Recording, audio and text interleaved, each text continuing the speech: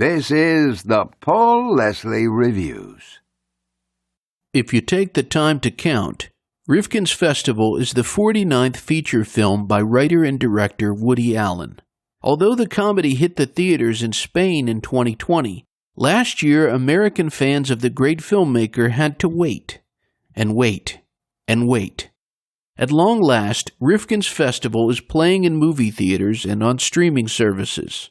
For those who love the man's work, the delay only added to the anticipation. Part of what makes Woody Allen movies so captivating is the historic or beautiful places he chooses to film. This time, it's in San Sebastian, Spain, which is also the setting for the story. This was a return to Spain as a filming location for Allen, which was the setting for Vicky Cristina Barcelona that came out in 2008. Rifkin's Festival stars Wallace Shawn as the somewhat snobbish film critic and teacher Mort Rifkin, and Gina Gershon plays his wife Sue. Somewhat predictably, Mort's wife is younger than him and their relationship is unraveling.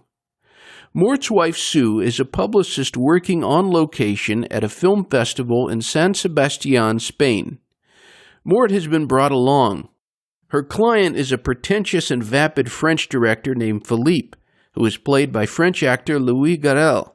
Mort suspects his wife may be involved with the guy, who he finds utterly annoying.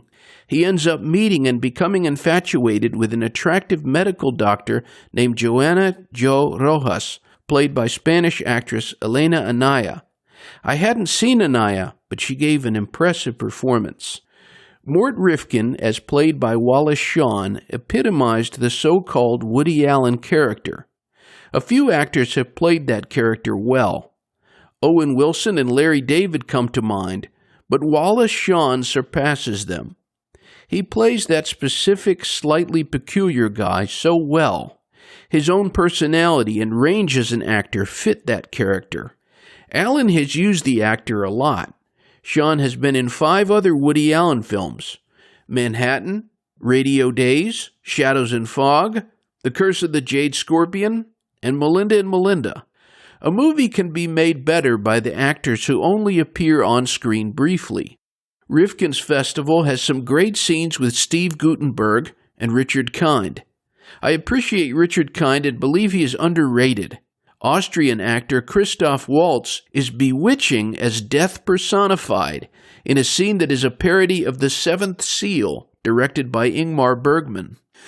So how does Rifkin's Festival stack up when compared to the recent Woody Allen movies?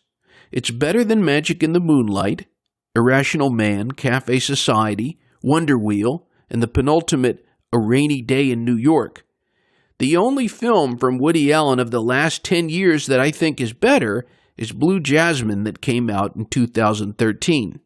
A wish of mine is to see Woody Allen on the big screen in one of his own, at least once more.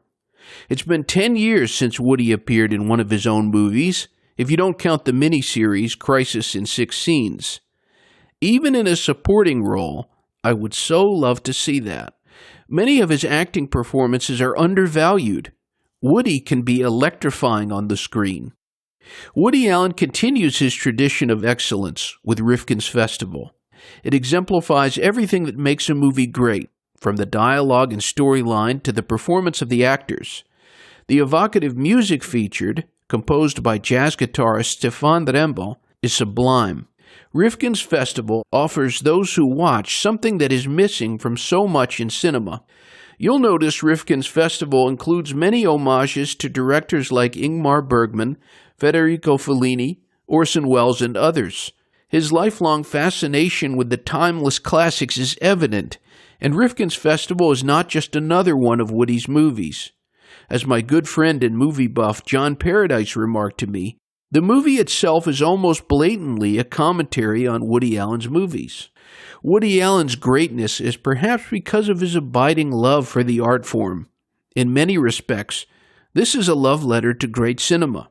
True, Woody Allen has his motifs. Rifkin's Festival is replete with plenty of the auteur's themes and stylistic trademarks. Like many of the director and writer's main characters, Mort Rifkin is always asking the big questions, especially about life's meaning or its meaninglessness. As one dreamlike character tells Rifkin, our striving and effort, even when futile, is good for us. The late talk show legend Joe Franklin once described Woody Allen to me in this way. He's the modern-day Charlie Chaplin, I guess. Who else still around comes close to that description among American filmmakers? Certainly some greats come to mind. Coppola, Scorsese, Spielberg.